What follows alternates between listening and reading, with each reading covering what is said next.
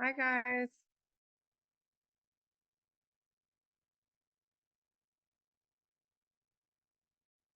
Are you guys able to hear me?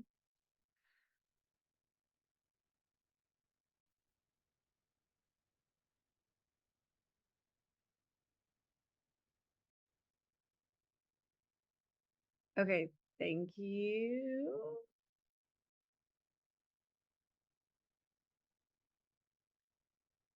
Are you guys in a position where you're able to participate in the call, or are you guys just listening today? I'm not sure if you guys are like in a place where it's loud or if you're at work.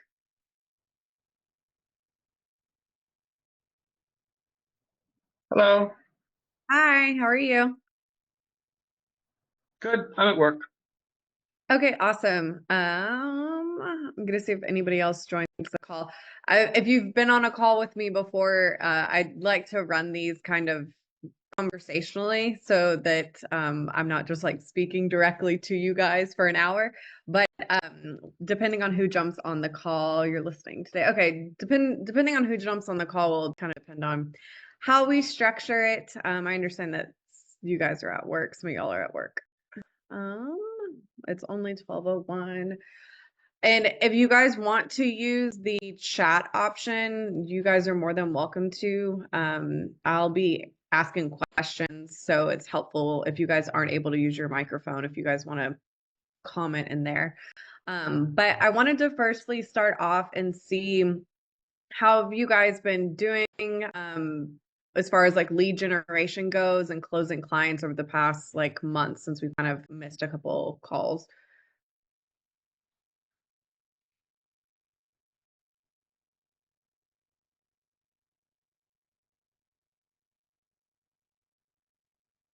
I've had a few clients who've been showing them around, but they haven't rented anywhere yet.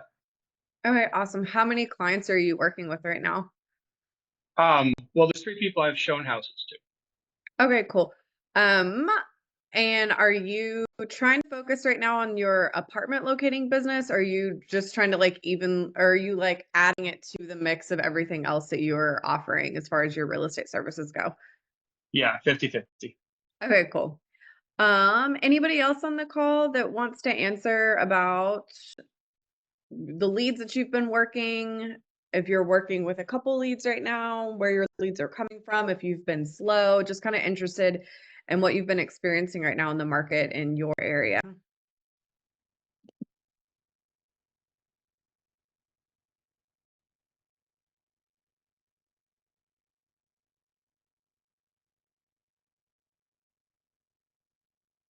Okay. Um, Alrighty. So, thank you so much for any feedback that you guys can provide. Like I said, I don't like just speaking to y'all for an hour. It's so much more fun and more helpful when we all participate. So basically, I wanted to kind of start backwards on the process of what we normally do. Normally, we come in and we talk about lead generation, and sometimes people have questions about apartment locating itself, but the majority of our calls are about lead generation, which really can apply to residential real estate. It can apply to rental homes. It can apply to apartment locating. It's all pretty much the same. So, right now, those of you guys who can answer either through the chat or just through the um, microphone, how many leads roughly are you guys getting every single month? And leads, I mean people that actually you're communicating with them through text message or you've talked to them on the phone, not leads as in somebody who you talk to on Facebook, actual leads that are like you have their contact. How many leads are you guys getting roughly every month?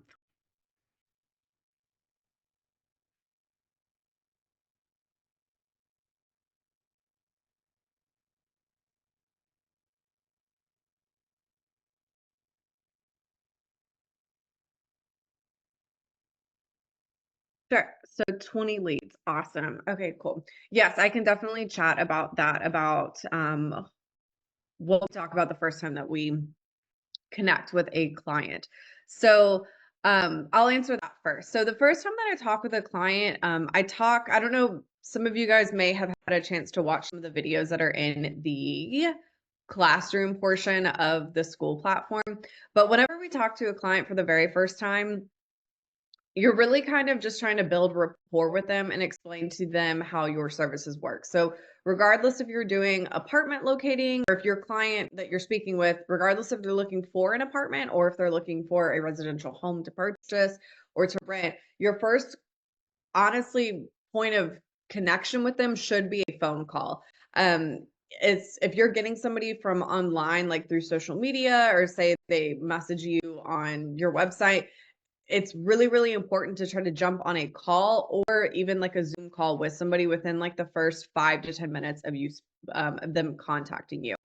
There's all of these stats that show that if you don't respond to a client within 5 minutes, they literally will just move on and either try to find another agent online or they'll keep searching on whatever platform they potentially found you on. So whenever a client reaches out to you, it's super important to like have direct conversation with them either through text message, ideally getting on the phone with them within 5 minutes of them reaching out. Even if you just need to text them and say, hey, thank you so much for reaching out to me. I'm actually in a meeting right now. Is it okay if I call you in an hour? It's just really, really important to have some point of communication. A lot of times I see agents, especially on our brokerage, where if I give out leads to them, they will say, oh, yes, I'll take a lead, but then they will drag their feet on even talking to somebody. And that's not good at all. You really don't even if you're taking a company lead from your broker, you really don't want to accept a lead unless you can immediately talk to that person. And if is not even a company lead and it's just somebody that's reaching out on your website or they contacted you on social media, it's super important just to like send something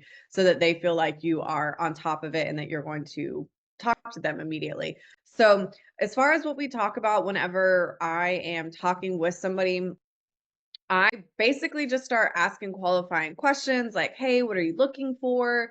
Are you looking to rent an apartment? Are you looking to purchase a home? What area are you looking in? Do you have a certain price range, a budget?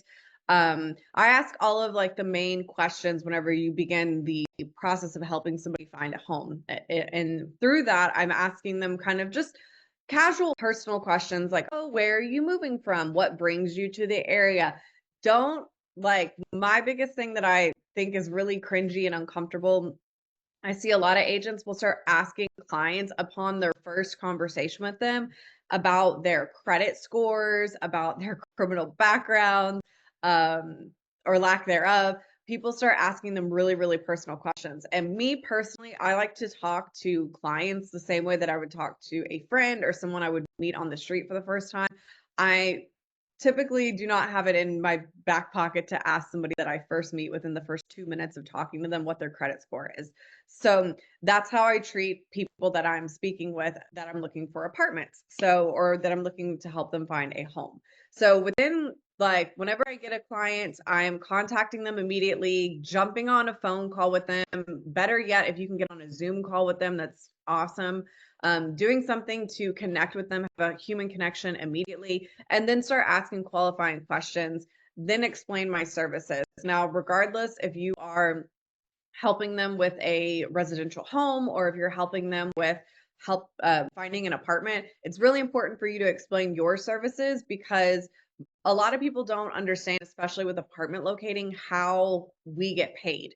And especially now with some of the rules changing with commission structures, with the residential side of real estate, it's really important for you to explain what you offer as an agent, how you get paid so that your client understands like if they need to list your name on the application or if they need to understand about commission structures, it's really important for you to ask the qualifying questions, get to know them a little bit, build some rapport, and then also explain your services too. The next thing that I do is I explain basically like the next steps. So after I talk to somebody, I find out what they're looking for, explain my services, build a rapport. Then I'm letting them know, hey, I'm going to put together a list of options for you. I will be sending that to you via email and I'm going to send you a text message as soon as that gets sent out. So the fourth thing is letting them know like what to expect next in the process and also kind of having another place for them to expect like a milestone in our relationship. So at this point, they understand, okay, she's going to be sending me a text message whenever she sends me that list to my email. So I need to look out for the text message. And I typically try to send a list within, like, ideally, you wanna do it ASAP, but if you are out, say, driving, say you're showing houses or you're with a client, ideally, you wanna send a list of options to a client within, like, 4 hours. It's really, really important for us to have some sort of, like, speed to our services. Obviously, you don't wanna, like, speed through and not help them in a great way, but even if you need to send them a quick list and say, "Hey, I'm gonna send you a quick list, like, within the next hour, but I'm going to go into more detail in my search later on this evening, but I just want to send you something so that you can kind of get started." The whole idea is to get them wrapped up and working with you and get wrapped up in your services. And what you don't want to do is wait 6 hours or wait until the next day to send a list of apartments. If you don't have time to work with that, if you don't have time to start like a detailed search, at least send them something. Like send them 5 apartments that have move-in specials that meet their criteria. Do that as soon as you possibly can. So that's what I talk to them about whenever I first have contact with them. Really just those 4 things. Does all of that make sense, or do you have any questions about that, or want me to go into any detail about any of that? I just, in my experience, that sounds great, and I'm sure you do it perfectly. I get with somebody who an internet lead or whatever, I'm immediately sending them a list, and I don't get to do the sort of check in and have a normal conversation with them. I'm sort of speeding right to sending them a list of apartments. And I'm sure it would be better if I could somehow work in a conversation first. Yeah. Are you finding that a lot of those leads are ghosting you? Some of them do, yeah. Okay. Would you say like the majority of them are ghosting you, or are you closing the majority of the leads that you're getting from the internet? I don't know, 50-50 in terms of like, then I get to a further space where we're looking at apartments together. I mean, that's maybe half of them go to that next step. Okay, cool. That's what I need to know. So, the I talk a lot about in our training videos. There it is, and we talk a lot about on these calls too. Like, it is super, super important to have some sort of like emotional connection with your client. So, if you're saying that probably 50% of your leads like stop talking to you after you send them a list of options, that's not super surprising. Honestly, it's actually surprising that you're even closing 50% of them. I would say that if I and just from being in the industry and talking to like observing people in our Facebook group and all of that, I know it's not just me that has this experience, but if you are not ever building any type of like any type of personal connection with them, I would think that only 25% of people would like continue moving through the process with you. So 50-50 is a pretty good shot, but obviously our goal is to close more leads and is to get more referrals. And so building some sort of human connection with somebody is super important. I've even suggested like even if you want to make maybe like a 10-second or 20-second video of yourself. I think I have this talked about in one of our videos, but I had a video made where I literally am just talking to my phone. Hey, my name is Jordan. Just want to explain how my services work. And it's just like a 20-second video that if I'm not in a place where I can call somebody right then and there, I would just send them that link to that video so that they can see my face immediately. Even sometimes what I'll do is whenever I am talking to somebody, as soon as I get their phone number, I send them a message and I send them a picture of me, like a headshot, and it says like, "Hey, my name is Jordan. I just wanted to put a face to a name. Um, here's how my services work. When are you available for a call?" So doing anything that you can to build like, hey, I'm a human, like I'm not an AI robot, like that's really, really important. But I would even suggest like testing out this idea and concept of making it a point to jump on a call with every single person. I know all the top producers that I've ever trained underneath me and also top producers that I see on other teams, they all talk about how it's very important for them to like jump on a call with somebody at least within the first like hour to 2 hours of them talking to them. So I would just try really hard to make it a point and see if your numbers change at all. Are you having a problem, like, asking them to get on a call, or you're saying that you're just, like, going so quickly that you don't have time, or what are you finding with that? I think I'm finding that they're quick to say yes if I say I'll send you apartments, but anything else, there's more like they're less interested. Sure. So I think that's normal because um like human connection has been lost in our society, I think, with all of technology, especially recently. So I think people are like, "Oh, I don't want to talk to you on the phone," or "I don't want to give you my phone number." And in my experience over like my whole career, I only want to work with people that want to work with me. And so I have noticed that the amount of people that don't wanna jump on a call with you, or they give you hesitation about giving you their phone number. A lot of people on social media will be like, "Oh, well, I just want the list. Can you send it here?" And people that give hesitation about giving your phone number, or they'll say, "Oh, well, I'll give you my email. I don't wanna give you my phone number." Like, those are all red flags for me, and those are all things that I'm like, "Okay, this person's probably going to take my work, my information that I've spent time on, they're probably gonna go find an apartment, and they're probably not gonna list me, or they're probably gonna go find another real estate agent or something." So, I would say that, yes, you may get more leads by just simply sending stuff off to people and not kind of saying like, this is my process. If you want to work with me, this is how I like do things. Yes, you may not get as many leads, but I can promise you you're going to be spending less time spinning your wheels helping people that really have no intention of closing a deal with you, if that makes sense.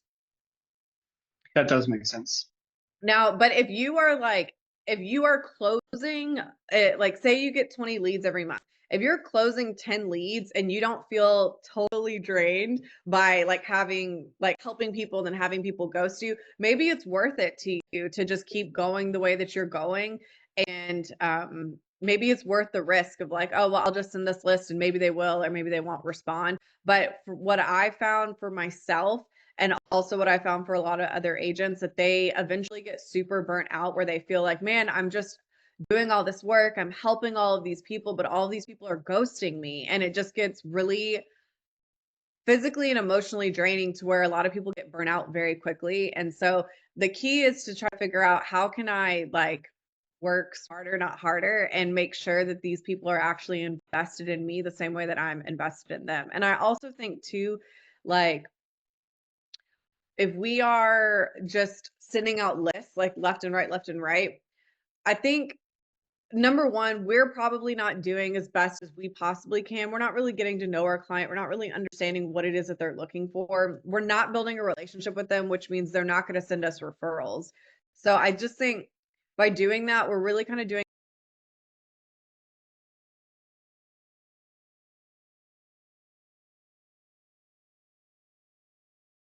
the thing that we want to accomplish is to help like make them feel like it was a concierge type service. But we also want that one client to turn into like five clients. So the only way that I see that that happens is when your client just has a really good experience with you. And it's hard for them to have a good experience with you when you're just like sending out information really quickly and you're not taking the time to get to know them. I know that my business has like totally been about referrals. I started really heavily on social media. That was really important to me because I liked content creation and a lot of people weren't doing it at the time. So I started with that. But then I turned all of my leads that I got from social media into true genuine clients. They weren't just like random people I was sending stuff to. And so those clients have like I've helped those clients like 5 years in a row, and they've sent their friends and their girlfriends and their sisters, and they've sent people to me. So like the my first year in real estate I think is always going to be the hardest year for everybody, but if you do it right, then all of your first year clients, those people will come back to you. And then if they're in apartments and if they're not in apartments, those people are going to send you tons of business too. So it's just really about trying to like nurture people. I like me personally, I would rather work with five clients that I had like a rapport with that I spent time getting to know. I'd rather work with 5 of those people than work with like 30 leads that may or may not close. And I know I'm probably not going to get a referral from them. So, yeah, these are all just kind of things that I have found over the years. Hey, Finian, I saw you jumped on the call. Does anybody have any questions about any of that? Was that helpful? Do you want to dive deeper into any other pieces of that?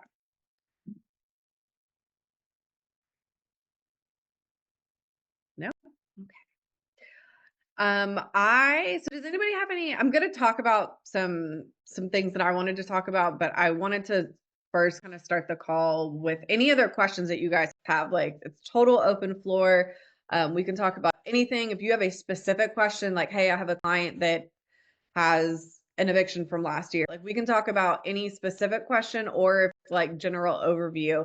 I'm happy to talk about any of that. And then I was going to dive into some of the things that I was going to talk about today.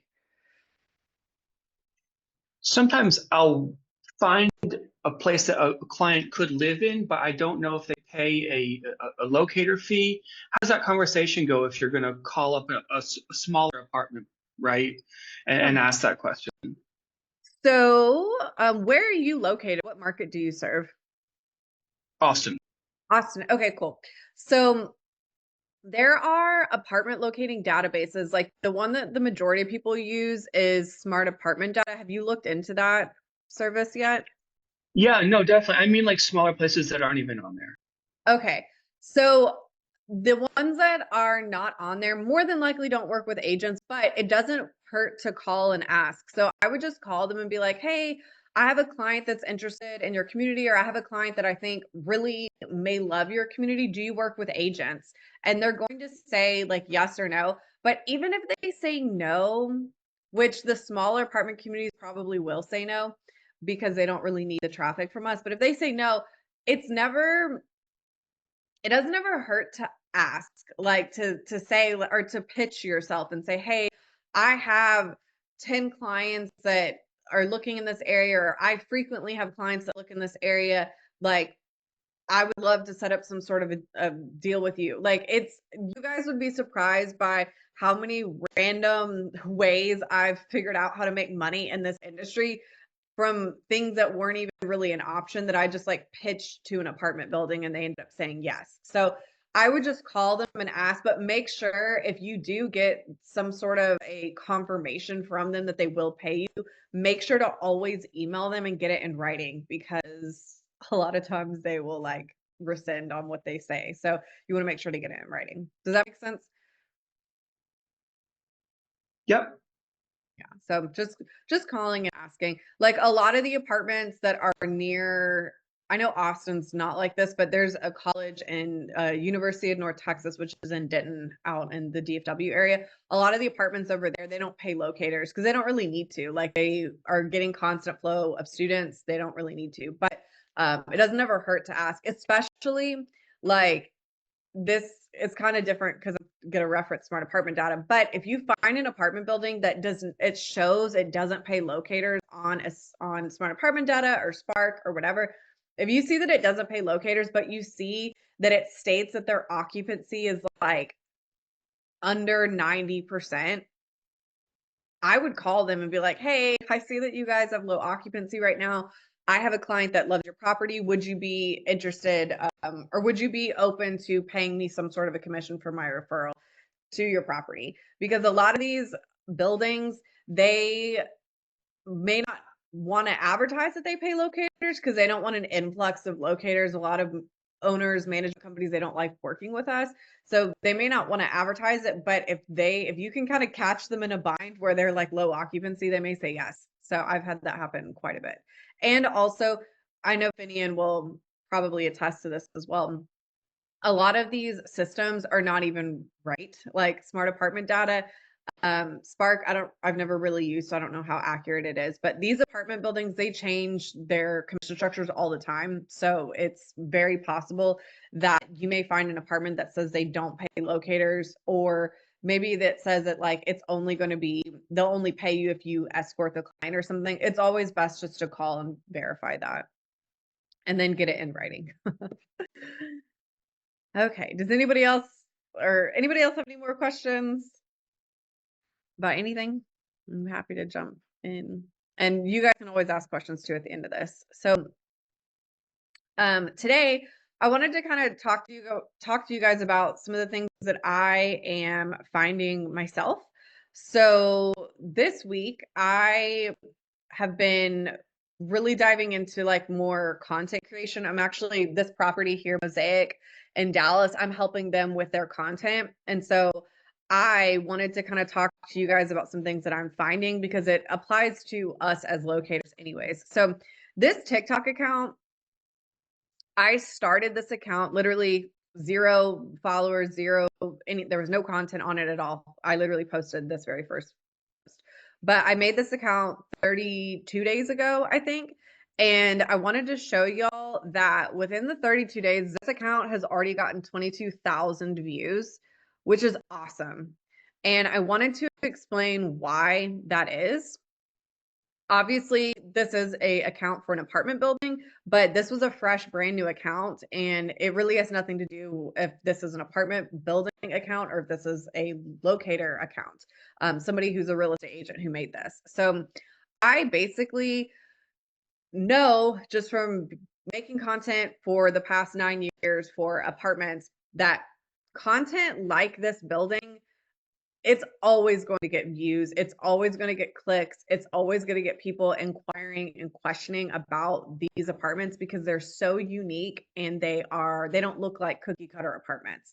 So my strategy with social media and not even social media. Well, I guess Facebook is social media, but just getting any type of lead generation online. I always pick really unique properties and I market those properties online because I know that they're going to get views and they're going to get inquiries from people who see them. So that is basically, in my opinion, why this profile has done so well. Starting off brand new, fresh. There's no paid ads, like nothing is happening on this account. And it's because number one, these apartments have really great views. Number two, these apartments are super unique. Like they're all loft buildings. Number three, I posted consistently every single day for 30 days. And I also am very strategic with my posts on here. Sometimes I list prices and sometimes I don't list prices. And I've talked about this in the training that the reason why I do this on like TikTok, Instagram, YouTube is because by listing out the price, you're automatically cutting off like people who can't afford this building, but that doesn't mean you can't help them find another building. So, what I typically do with some of these apartments is I will or with content for apartment regardless if it's for locating or just doing content creation, I will post like the starting off rate. So like somebody who's seeing, and this may be controversial, but this is what I do and I know a lot of other companies do it. I see it all the time. Like I might post on this specific video that the starting off price is 1488. Obviously, this apartment is not 1488. This is like a 3-bedroom penthouse. This apartment's probably $6,000 a month. Um, but by me posting like starting at 1400 and they're seeing this apartment, they're going to reach out to me. They're going to message me and ask me questions about where is this apartment, what's the name of it, what's the location, all of that. And then that's when I can start using my strategies that we've talked about a lot on these calls about like getting them from the DMs, from them messaging you into them, you getting their phone number and you texting them. And that's when you can turn them into a client. That's when you can jump on a phone call with them. It's even better, honestly, if they like message you and ask about information about you, say, hey, can I give you a call? I'd love to give you more information. Like, not even starting a conversation, just through text message, just getting on a call with them as soon as you can. So, I wanted to talk to you guys about what I've been doing with this specific property. If you guys are in Texas, this is one of the properties that's in our content. It's called Mosaic. And so there is probably at this point like 800 videos in there. So you guys can go and make the same exact content. If you're in Austin, if you're in Houston, you guys can still market Dallas apartment communities and help these clients remotely. I have been helping people all over the state of Texas my entire career. So definitely, if you guys are in Texas, you guys can use this content. I also wanted to talk about how, shoot, sorry, I'm having to move stuff around. How, as far as video equipment goes, and this, even if you don't use social media like this, even if you're not using TikTok or Instagram, this goes for Facebook as well. I know a lot of you guys do Facebook Marketplace posts, which actually I will talk about that right now. So this Facebook Marketplace post is a sponsored ad. And we've talked a lot about we've talked a lot about Facebook Marketplace posts. So I want to just point out why this sticks out so much. This specific person didn't just put 5 still photos. This person put the floor plan. This person put a video. And so what we're going to talk about today, I'm talking about content creation and videos. And this also applies regardless if you're using TikTok or YouTube. This applies if you're doing Facebook Marketplace posts as well. So how many of you guys that use Facebook Marketplace, do you guys do videos in your post?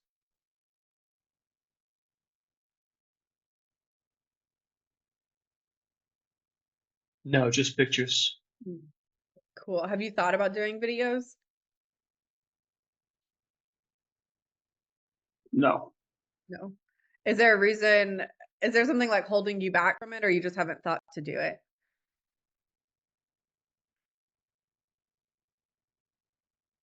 I guess I didn't. I never even thought of it just because marketplace tends to just be a picture of something.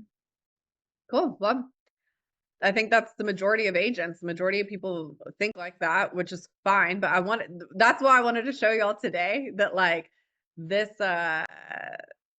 I don't know, I see this guy's sponsored Facebook Marketplace posts all the time and they're awesome. Like his posts are great and I guarantee he's getting a ton of clients from Facebook Marketplace. So incorporating like a video, even if it doesn't, I mean, this video is awesome, but it doesn't even have to be an awesome video. It could just be a video of some sort. And if you guys pick some of the properties that are in the content folder that I provide, like you don't even have to go out and get video content. You can just use one of those videos that's on there. I'm going to be uploading a lot more content into those folders, hopefully this before the end of this month. Hopefully a lot more in Austin. I have a lot of content. I just haven't had a chance to upload it. So definitely don't have any excuse in your head about why you can't use video content because that is what's hot right now. Like everybody is so used to TikTok and YouTube has obviously been like a thing for ever. But people want to see video content. They don't want to just see like a still photo. And I think that we're starting to see a lot of apartment communities, even they're moving towards video content for their websites because it's just a known thing. People want to see real life what's going on in that apartment. They don't want to look at a virtual tour. They don't want to look at a still video. So, or a still photo. So definitely utilize video content. Now, I wanted to show too. So I have been shooting. I don't know if you guys can see. This is like a DJI Pocket something. I forget what it's called. But this is a camera that I got because I was going to start shooting a lot more content.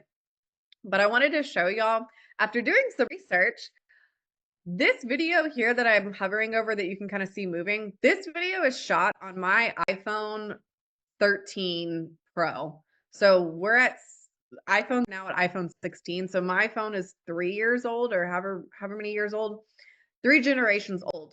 And this video here with no color corrections on like the video footage, that video looks way better than these videos that is shot on a like professional $900 camera.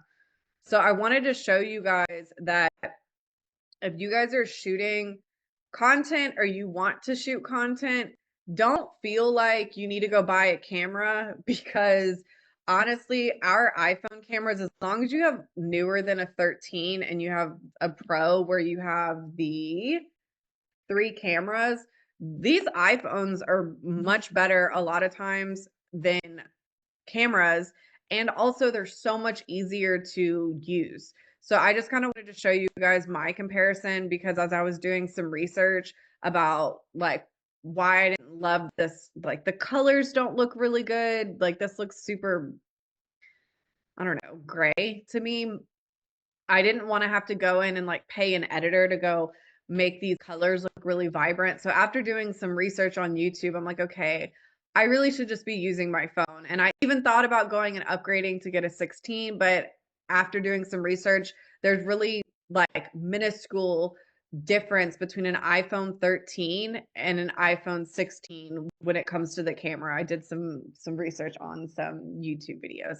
So that's something I wanted to share. I also sent in the in our brokerage, I sent on our group chat and then also on the school platform, I sent a link to this video here, which is a super helpful video. This gentleman is actually in Dallas and he's a videographer, I think, a real estate videographer. But he breaks down how to shoot really nice content and he talks about he shows a video. I'm not going to play this whole video because it's 11 minutes, but you guys can go find it in the school platform or on our group chat. But he talks about how he shot a real estate listing video for a home on an iPhone in under 10 minutes and he edited it like with no fancy systems, nothing. And that's what he actually used for that house listing. And so he talks about the different types of shots, which I guess it's at like minute 4. You can see where he talks about like what the 3 different shots that he's using in order to get really great content. And I typically use the same style that he's talking about, but in this video specifically, I went in and did the things that he suggested, which basically is a lot of like turning around objects and a lot of like walking towards stuff or pulling away from stuff. There was really 3 main styles of how he shoots. That is what you see on all of these top real estate Instagram accounts or TikTok accounts. They're all shooting in very, very similar styles. So I thought that this video was like a 11-minute short video. He explains it really well and he helps people understand that like you don't have to be a professional. He talks a lot about how you don't have to be a professional at all in order to shoot really great video content and you don't have to have fancy expensive equipment. So I shared that with you guys. I really, really encourage y'all to go watch it. Um, this was that video of the Facebook Marketplace. I also wanted to share, um, I did shoot my content on this gimbal, which is like $130, but it's totally worth the investment. But even on this video that I am referencing, this guy here, he's talking about how he shot his content without a gimbal. And so you really don't need anything except an iPhone in order to shoot really, really nice video content. How many of you guys are using TikTok right now for lead generation?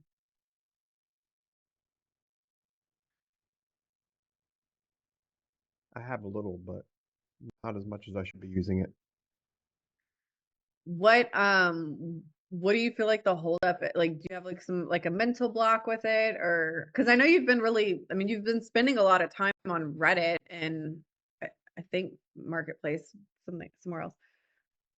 Yeah, no marketplace here, but Reddit and similar places. And yeah, in the past, it's just been the time it takes. And I know you're like, it shouldn't take that much to do a video, but like right now, I have so many active clients that it like takes up the majority of my time going back and forth working with them. Yeah. Um I sorry, Anthony, I'm trying to like read the chat too because I just realized I can see it. Um, so with your leads, Finian, how many leads are you getting in like a month, would you say? It's almost one a day at this point between referrals from old people, and all the sites that I'm on. So as of right now, how many people do you have like that you would say that you're following up with, that you're working with? Oh man, it's a lot. That's rough. Like, are we talking like 60 people? Or are you Oh talking? no, no, like 20. Okay. So, of those 20 people, how many people are moving in the next 90 days, roughly? 90 would be all of them for sure. Yeah. Okay. I mean, So, I think we have that the one lady referral that you had. I don't think she's moving until July, right? So other than her, all of them within 90. okay, cool. Um, so yeah, I think in the beginning of this call, before you jumped on, we were kind of talking about leads and closing them and all of that. I think if I'm being totally honest, I feel like this is not directed towards you, Finian. This is like everyone, all agents. I feel like it's really not a matter of lead generation. I think it's a matter of closing leads. And I think that the majority of agents, I feel, struggle with closing leads. So I like am trying to ask you guys questions about like what your process is or how you talk to clients or what you do with your client, because I think that if we can zero in on like some of the maybe missteps or ways to like improve your client's experience of you as an agent, I think that you guys would be doing or you guys would be closing a lot more clients. Um because I think like, to be honest, like with me, 20 clients, getting 20 clients a month, for instance, I would like really for you guys to be getting like 40 clients a month at least, because as you guys know, people ghost us. So, um, really, I think that if you guys are getting 20 clients a month, I think that we really should be doing a big mixture of lead gen and also like working on closing the clients, because what we don't want to do is we don't want to say, oh, well, I have 20 clients and that's a lot of people and I have too much going on to also be doing lead generation. We don't want to come from that mind frame, because then what happens is then say half of those people ghost you or 75 of those people ghost you, then you didn't do any lead generation and you don't have that many clients that actually came through, and then you're kind of having to start over from scratch within the next like uh, 2 to 3 months. So it's really, really important if you're a brand new agent, like if you are somebody who this is your first year in real estate, actually focusing in real estate, it's really important for you to like always be lead generating, even if you don't, or even if you have a bunch of leads or you feel like overwhelmed. I don't know if that makes sense. Never use. Let me read through these messages really quick because I have not been seeing them, but for some reason that's there. For some reason there's not a way to make the picture the first image.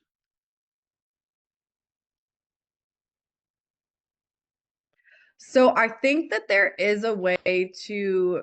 So Sam, in one of our previous calls, I think it was like a call or two ago, he actually figured out how to get there to be a photo as like the first photo on the Facebook marketplace post. So I don't know how to do it. I would have to go back and reference the video, but that's, I know that he did find that out. Do you recommend using an an intake form? So as far as these intake forms, um, I have talked about this in length in like the other calls that we've done. I personally, I always speak to you guys from my own personal experience. I'm not saying that I know everything or that my style works always, but from my experience and just from talking to agents and being in the industry, I don't use an intake form because to me, you're taking away the personal touch of helping somebody find an apartment or helping somebody find a home. Like if you are, to me, if I go to buy a car, if somebody's like, "Hey, um, fill out this form and then I'll get back to you." That is so much less personal than somebody coming to me and being like, "Hey, so what kind of car are you looking for? What's your favorite color in a vehicle? What do you typically drive? Like, are you driving to and from work, or are you working from home? Like, to me, if I have two different options between working with like this car dealership and this salesman, or this car dealership and this salesman, the one that I'm probably going to feel more comfortable giving my time, my energy, my money to, and my loyalty to is going to be the person that took the time to ask me how many miles I drive every single week to and from work, rather than the person that's like, oh, just fill out this form and I'll get back to you. So that's my opinion on intake forms. But but there's a lot of agents that do them. So I don't know. I don't really know any agents personally that are like super successful with doing those intake forms, but that's just my opinion. I know people do them. Um, and if you do an intake form, I know I've talked about this before in other calls. If you do one, definitely make sure that it's like 5 questions. Like, for instance, on our website, I have like a tab that says like for renters, and it literally asks when you're looking to move. It has like a drop down: 30 days, 60 days, 90 days plus. So it has when they're looking to move, what area they're looking to move to, and what their price range is. And then I think it leaves like a box for notes, like if they want to like add something. So I do not send them like a 10 question questionnaire. And this is just on the website. This is if somebody happens to find our website. I don't do that as like a normal practice. Um, but if you are going to do an intake form, make sure that there's not a whole bunch of questions. Um, because again, if I'm inquiring about using somebody's service, whether it be a lawn service or whether it be a real estate agent, if somebody's like, hey, fill out a 15-page question or 15 questionnaire about what you're needing in a lawn care service, I'm not going to do that. I'm just going to move on to somebody else who's going to like talk to me real time. So if you are going to do an intake form, just make it short and sweet. Again, like I talked about earlier on this call, don't ask about like people's credit scores or criminal backgrounds. Don't ask that on intake forms. Like, honestly, people probably will lie on those things if they do have a criminal background. If you haven't taken a moment to get to know them first, they're probably going to put false information. I know me, I'm not going to tell you my credit score if I've never even talked to you before in an intake form. So just be mindful. What do you think about offering rebates? So I talk a lot about this on our training videos. I think that you guys should have access to all of them, but with rebates, I think that it's not a terrible idea to offer rebates whenever you're first getting started in the industry to kind of give an incentive for somebody to stay loyal to you. However, I don't typically recommend doing rebates, especially not doing rebates like as far as that's your marketing strategy. Like, some people on every single like Instagram post, on every little flyer they have, it all says like, oh, I'll give you a $200 rebate. I don't recommend doing that because you're attracting clients that are not interested in your service. You're attracting clients that are interested in making $1 off of you. And those are honestly clients that you don't really want. Those people are not loyal to you. They will switch so quickly if they find another agent who is offering $500 and say you only marketed $200. And even if you were willing to give them $500, even if you were willing to match whatever rebate somebody else was doing, like, they don't even think about that. They just see a higher number somewhere else and then they go towards that agent. So I really don't recommend offering rebates. Those are not the type of clients that you want. Also, I really am an advocate for trying to get the clients that you desire and not just any client. And I can promise you, the people that are just looking for a quick $200 in their pocket, those are typically the people that have a lot of issues, whether it be credit issues, criminal background issues, whether it be people that are trying to live in very expensive areas, but they don't have the budget to live there. It brings a whole host of like problems when you're using rebates as your main marketing strategy. I do talk about rebates when it comes to if you're trying to like close somebody and say they ghosted you. I all the time will, like, if somebody has ignored my last 3 follow-ups, I will message them and say, hey, just want to know, just following up again, not sure if you got my messages, but I just want to follow up one more time because I'm not able to send your rebate if I don't know where you applied at. And so when I start talking about a rebate in a text conversation with somebody who's ghosted me, 9 times out of 10, they end up responding because they're like, oh, shoot, I didn't know she was giving me a rebate. And that's the way that I like just turn somebody who's like disappeared on me back into my like services basically. So there's different times that you should use rebates, and I talk about that a lot in the training videos. What are the top lead generating companies? Are you talking about like services that do lead generation, or are you talking about brokerages? I don't use lead generation companies. I don't use companies to do lead gen. I have built my entire business organically through social media and through referrals. I'm trying to think if I don't even know any apartment locating like lead gen companies. I know a lot of real estate agents use like they pay monthly for like Zillow to have Zillow ad space, but I don't really use any lead generation companies. And I haven't really had to do that because of just my intention with my business about building my name and my reputation in the industry. I feel like lead generation companies, services, if there are any good ones out there, it may be good to just kind of get you started if you're brand new. But I think ultimately that's kind of going to be it's going to end up being like a crutch to you as an agent because you're more focused on like just closing these leads that this company is funneling into you that you're paying for, rather than taking the time to like build your name, build your business, build your like referral pipeline. So I think that that's something to consider too. I appreciate all of like the firing away of the questions. Does anybody else have any other questions? Literally any questions at all. Of course.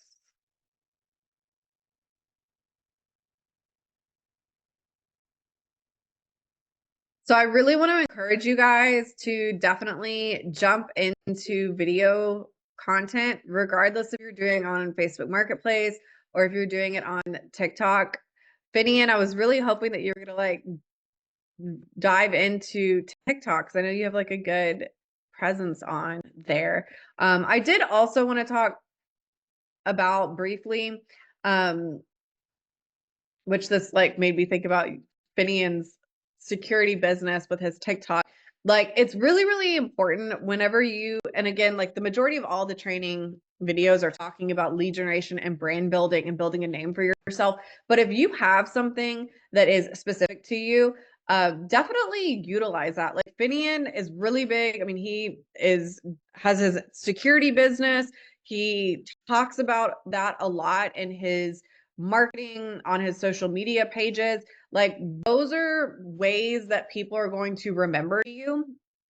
If you are just another agent that's just making posts and whatever, there's thousands, hundreds of thousands of agents out there that are doing the same exact thing that you and I are doing by posting on social media. But the people that you remember are people that have some sort of like a brand or some sort of like niche about them. There's an agent that I've shown and talked about before. She's a real estate broker now, but she is like very funky and stylish and like has a lot of tattoos, and she dresses really like eclectic, and she has a really great social media presence. She doesn't have a lot of followers, but she's really consistent with her social media content, and she shows up as herself.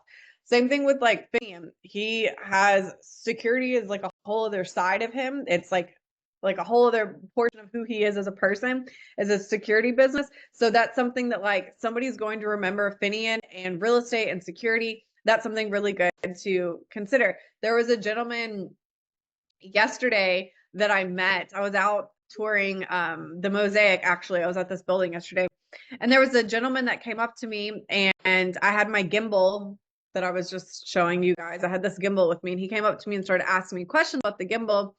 lo and behold, he was a real estate agent himself. And I did not keep his card because I like got rid of it after I got his number. But this gentleman on his business card had him like, instead of having like a professional headshot, he had himself like sitting in front of like an old school like car, like a antique collector car or something.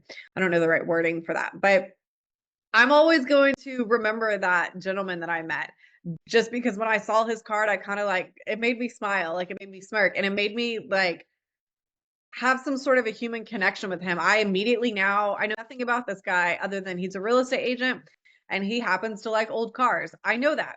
And I've talked about before on our training calls and also in our training videos, when I like was a leasing agent, this was 10 years ago, a gentleman came in and he was an apartment locator and he had a business card and it was him in like a very nice suit and it was a professional like backdrop headshot situation, but he had an English bulldog in a suit next to him like in his headshot. It was the most silly but also most like endearing funny thing, and that was a decade ago, and I will never forget that guy. I remember what he looks like. I remember what the business card looks like. I remember what the dog looked like.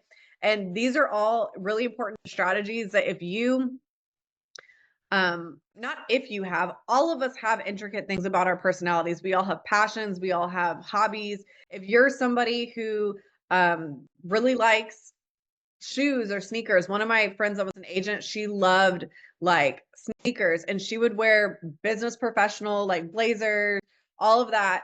And she would wear sneakers to all of her showings, and all of her social media content had sneakers in it.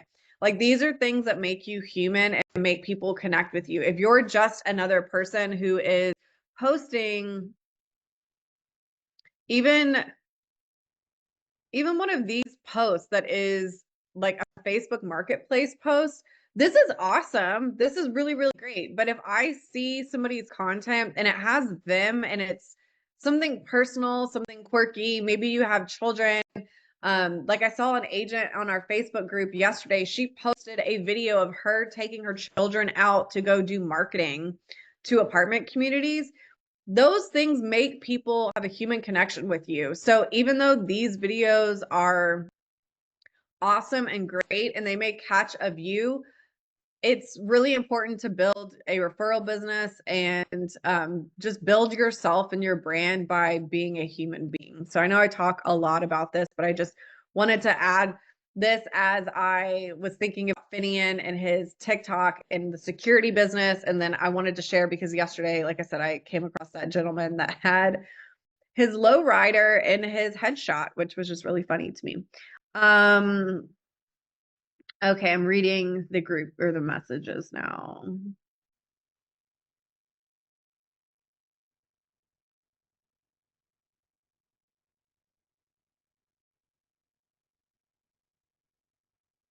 So Finian, I would have to do more of a detailed dive into your accounts to give my opinion on that. Not that you're asking for my opinion, but definitely, I think there's a way to bring it together somehow. But I think even if you don't bring it together somehow, you clearly are comfortable with TikTok. And so I would definitely, you know, try to show up on those platforms. I really, really think that, and not even that I think, I know that TikTok is so much of a better place to go viral or grow following very, very quickly rather than Instagram. I'm at a point, like, I don't know if some of you guys follow me on my personal Instagram account. I actually deactivated my Instagram account like a couple of weeks ago because I just think Instagram to me is completely pointless at this point because of it being owned by Facebook now. The only posts that get views are ones that have paid advertisement on there. And I just really don't like, I just feel like it's not authentic anymore. I'm not going to pay for post. So to me, I think that if you're going to use social media, which you should be, why not? You should just be using TikTok and YouTube at this point. I provide you guys with a ton of videos, and right now I personally am managing 3 different real estate pages, and it takes me maybe 30 minutes to post on all 3 pages and make content for all 3 pages.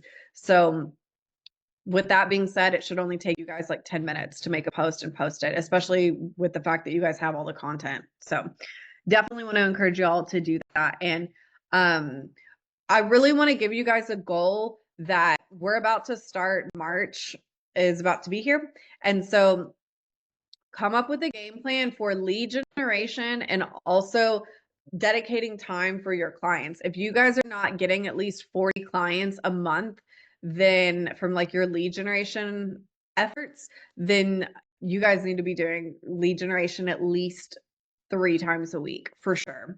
Dedicate 30 minutes, an hour, 3 times a week to lead generation and use the other 2 days a week to follow up with your clients. What I have set up on I can't show you on my calendar right now, but what I have is I do lead generation Monday, Wednesday, and Friday morning-ish, or maybe Saturday morning-ish. I do lead generation. I post on a bunch of platforms. And then on Tuesday, Thursday, I follow up with my clients.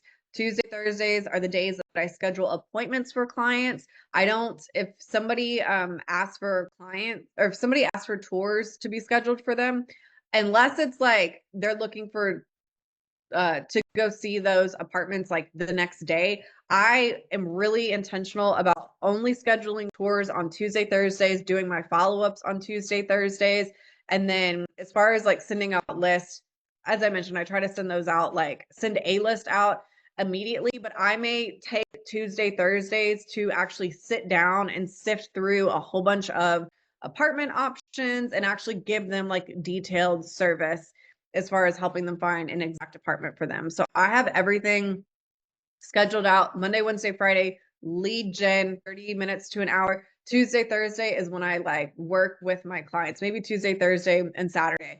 Those are the days I really work with my clients, setting up appointments, sending detailed list, and doing my follow-ups. I can promise you guys, if you guys set a schedule like this, you guys are going to see an influx of leads, and you're also going to find yourself closing more leads because your energy is probably going to be a lot better because you're not like pulling yourself thin. I really don't recommend trying to do all of these things without having some sort of a schedule and holding yourself accountable to the schedule. Unless I just have absolutely nothing to do, which I think most of you guys have full-time jobs right now. So you guys probably never have nothing to do, but unless I have absolutely nothing to do, I'm not going to allow myself to be following up with clients on a Monday. That's just, I'm really, really intentional about setting a schedule and keeping to it because I have found that I close more clients when my energy is preserved, and my energy can't be preserved if I'm like just doing all the things all the time. Like I need to have a schedule. So really recommend that to you guys. Um, Jordan, one of the things I wanted to mention is the big thing for me that my clients have told me that they like a lot is that if I tell them I'm going to do something, I do it within the time that I told them I was going to do it. Because I've had a lot of clients that when I added them to smart apartment data, it showed a conflict. And then mhm. when I just politely asked them like, "Hey, are you still working with such and such?"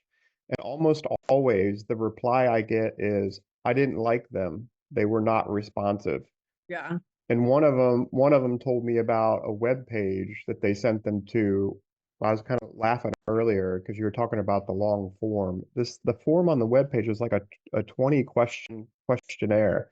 And Yeah. the guy, he ended up working with me instead of them. So I just haven't closed that deal yet, but that stuff happens a lot, and it's definitely important to follow up and at least do what you say you're going to do, for the time period given. So like if I say I'm going to have a report out to somebody within a day, I make sure I do it. Yeah.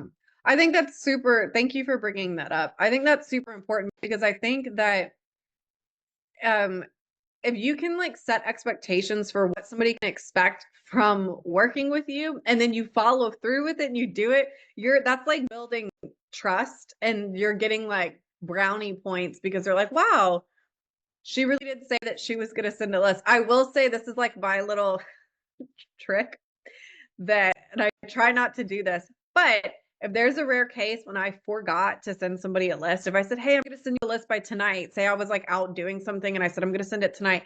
If I forgot, I will text them the next day and be like, "Hey, just wanted to follow up. Did you get the list that I sent you?" Knowing I didn't send the list.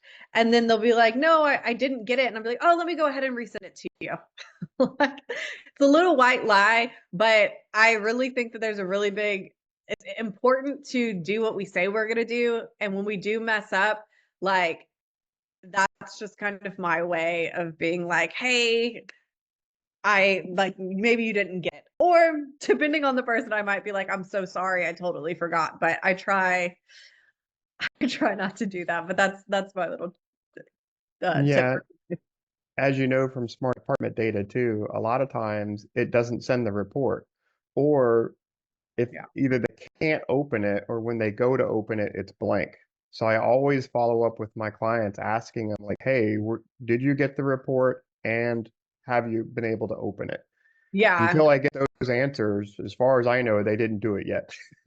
Yeah, and a lot of times they go to spam, or I don't know, or sometimes I think they don't know what they're looking for whenever they get the list, so they like overlook it. But I will say with the blank thing, Finian, that um I haven't figured out how to move around it. It used to not do this. They started making all these changes to smart apartment data maybe 8 months ago. But what I have been told by Angie at Smart Apartment Data is that it's something about like if you go in to that client, like say you sent a list to them and then say before they open that list, if you're like under that client's card thing, like under their profile, if you do anything in that, it like the system thinks that you're like editing something and then it deletes what you already did. That's what I've been told, but I haven't figured out how to move around that, but I just wanted to share with you because I like spent the time calling them to figure that out. It's super annoying that it does that. All right. Well, we're at 107. Does anybody else have any other questions that y'all want to talk about? Hopefully this was helpful. Nope. Alrighty. Well, when we chat next, I really want to hear that you guys have gotten 20 leads within 2 weeks. And I really want to hear that you guys have closed some of your leads. I do want to say too, if you guys as clients are looking within the next 30 to 90 days, y'all need to be on top of those people. I know we can't necessarily get somebody an apartment if they're looking 90 days out, but 2 weeks from now, a week from now, that apartment will start having availability. And sometimes apartments already have availability for 90 days out if somebody gave notice early. So definitely, I see agents all the time that are like, "Oh yeah, my client's moving in April, so yeah, I'm gonna help them like once it gets closer." I'm like, "No, April, you should be helping them right now, like right now." So definitely 30 to 90 days, be on top of those people, be following up with those people at least twice a week.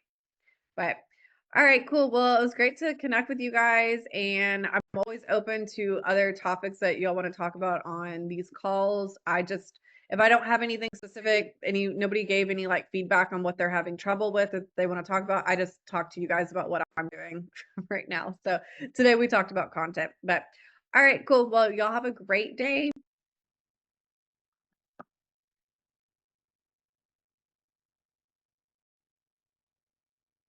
Bye.